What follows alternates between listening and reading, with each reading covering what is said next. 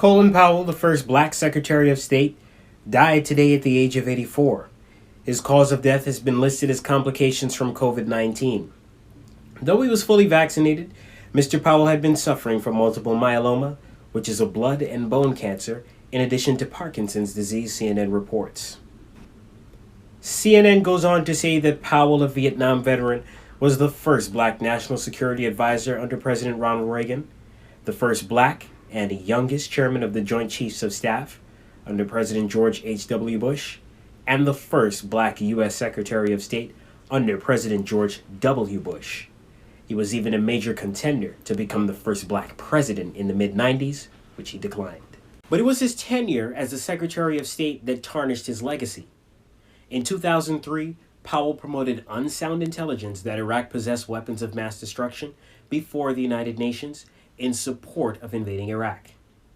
Indeed, the facts and Iraq's behavior show that Saddam Hussein and his regime are concealing their efforts to produce more weapons of mass destruction. Counted on you. I know. You changed the ball. I turned the dial. There's no question about it. And that's what the president wanted me to do and what I was supposed to do. You regret it?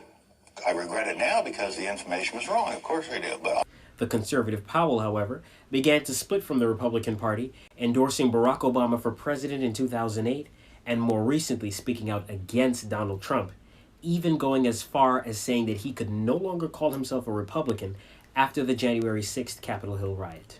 Powell was a native of Harlem, New York City, and was born to Jamaican immigrant parents. Zion the Lion for Channel Z. former Secretary of State Colin Powell. 100 years ago, a young immigrant left a dirt farm in Jamaica and set out for America.